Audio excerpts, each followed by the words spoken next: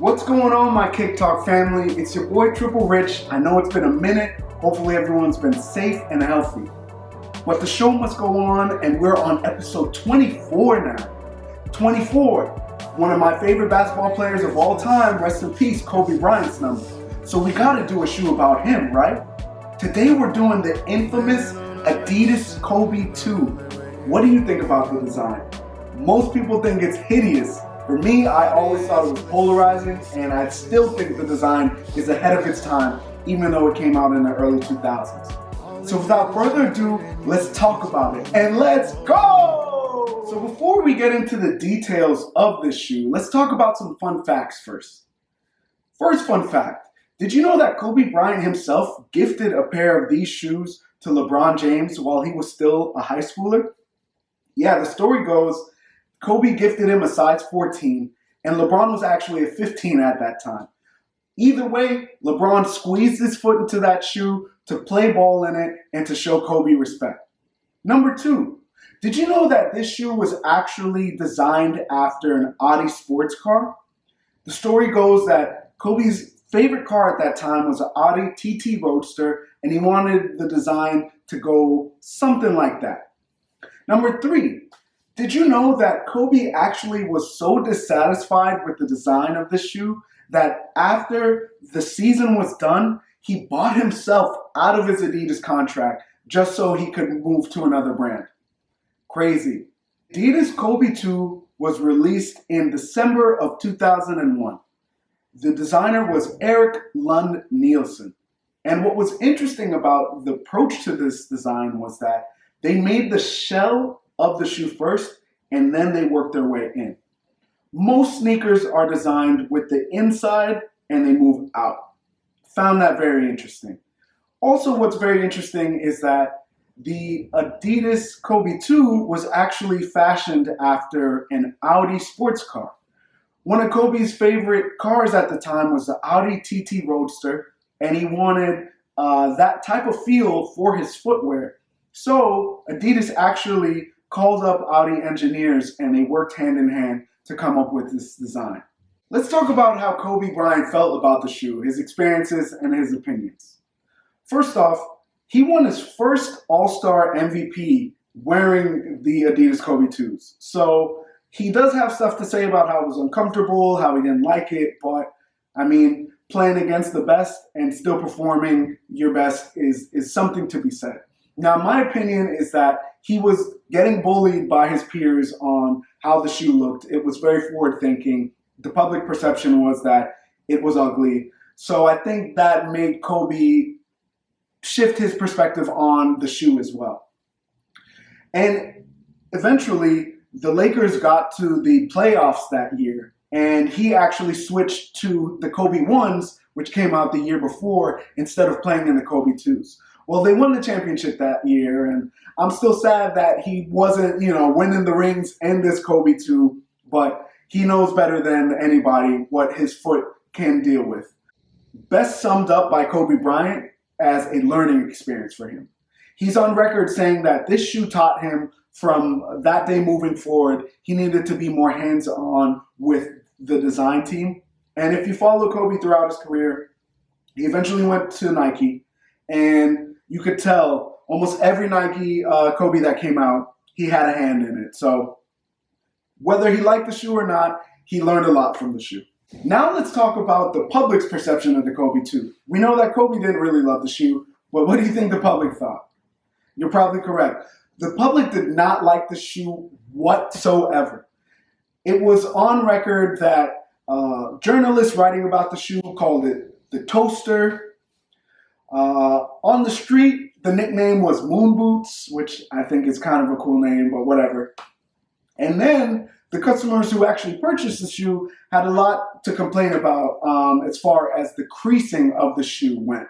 So there was kind of a lot of bad happening around the shoe, and as you might have guessed, the shoe almost immediately went to sale racks. And even once it got there, it wasn't like it was getting bought up any quicker. So it definitely had some hurdles. I've always thought the design was cool, even back in the early 2000s, but I do have a feeling that it was just so ahead of its time that it was hard to grasp for the majority. And I say that because the shoe is actually going to get retro this coming year. You're going to have the All-Star Retro around the All-Star break, which should be in February. They're going to retro the All-Star version that Kobe won his first MVP in. So it's going to be like a pearl with a gold, similar to Laker colors. Then in April, you're going to have an all-silver version. I just have a feeling they're going to do a lot better in this day and age than they did in the early 2000s. If you look at where sneaker trends are right now, specifically Balenciagas, like you got the Triple S and some of their running shoes, it's like they're intentionally making them ugly because that's what's in right now. And you also got things like Crocs. You might not think they're ugly, but they're not the best looking shoe. Come on. Those are doing well right now. So I have a feeling the Kobe II might have a place in today's footwear sphere, but we'll see. Me personally, I'm looking forward to the silver pair. I might just get my hands on them. And a little piece of information you might want to know is because of naming rights and because Kobe ended up going to Nike, Adidas, when they retro Kobe's, they changed it to Crazy. So it should be called the Adidas Crazy II as far as I know. And I think the backstory on the Crazy substitution is that one of his first shoes was called the Crazy 8s. Before he got to number 24, he wore 8. So I think that's where that continuity comes from. Whether the shoe was loved or hated, it was still a pop culture phenomenon. And sometimes bad news spreads better than good news. So regardless of how people felt about the shoe, everyone knew about the shoe. Now, this shoe was actually in circulation during the unfortunate 9/11 attacks in 2002. So what Kobe did to show his solidarity to Americans was he got a American flag version customized for him so he could play and show that he was standing with his fellow Americans. That shoe was a hit. It caught everyone's eyes, and he ended up making a couple pairs. Like the batch was like 14 pairs. He kept half of them. Some of them went to the Adidas office, and for the half that he kept, he gifted them to certain people. One of the people he gifted these USA Adidas 2s to was a young LeBron James playing at St. Vincent St. Mary High School. At that point, he was a household name, even though he was in high school, and Kobe gifted him a pair of these shoes. The story goes that LeBron was wearing a size 15 and Kobe wears a size 14. So he gifted a pair that he actually wore to LeBron. And even though the size was too small for LeBron, he still squeezed his foot in there and played a game of basketball just to show respect to Kobe Bryant. What makes the story even more fun is that the team he played against was against Carmelo Anthony in high school. So it was just like a ode to the future, and you see what Carmelo did, what LeBron did, and even what Kobe did moving forward, cementing their legacies as basketball greats. So I found that to be an amazing story. And for anyone out there who cares, LeBron had a great game, but he did lose to Carmelo's Oak Hill Academy team. So just some fun trivia in case you will ever need that in your pocket. Oh, and before I forget, that USA Kobe that LeBron wore was recently auctioned. Guess how much that shoe sold for? Those Adidas Kobe II USA flag joints sold for over $140,000. So whether people like the shoe or not, somebody clearly does. Last but not least, you know I got to share my opinions and stories about this particular shoe. The Adidas Kobe II, I've always been a fan of it. Even thinking back onto the marketing of the shoe, Kobe Bryant was doing some crazy dunks in these Adidas commercials, but my favorite part was how they would just cut the seam. So you would see him jump from the free throw line and do a 360, but when he turned around before he dunked it, they would cut it. One of my closest friends in middle school, still a good friend to this day, my boy Chris P, he got a pair back when we were in, I guess, 7th or 8th grade. And I just remember how funky the shoe looked in person. Like, you know, it was enough to see how odd it looked, you know, on a video, in pictures, but like to see it in person, to hold it, it was just like a different experience. And I remember everybody would turn their heads anywhere he'd wear that shoe. And most of the times it was to make fun and to laugh.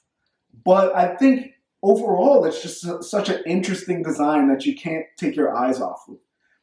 I would actually compare it to maybe this day and age's Tesla truck, right?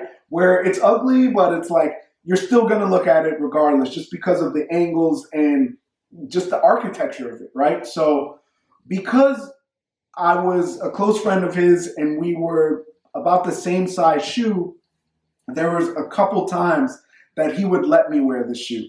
If I'm not mistaken, I think eventually Chris didn't want the shoe, so I gladly took them off his hands and had them for my own for a while. But either way, I've always stuck by the Kobe II. I appreciate radical design. And I am excited to see if this Kobe II gets a new life with the retros coming up in 2025. As it may come to no surprise, once Kobe tragically passed away, all of his memorabilia shot up in price. And I would almost think that the Kobe II got the most benefit. Now, I'm not saying they're selling, but now you'll see these Kobe IIs listed anywhere from $500 to $4,000 because they are such a polarizing item. Whether you're going to wear them or not, it's just interesting to look at. What do you think about the Adidas Kobe II? Do I have any lovers out there, or are we all haters? Either way, it's been a fun episode. Love talking to y'all.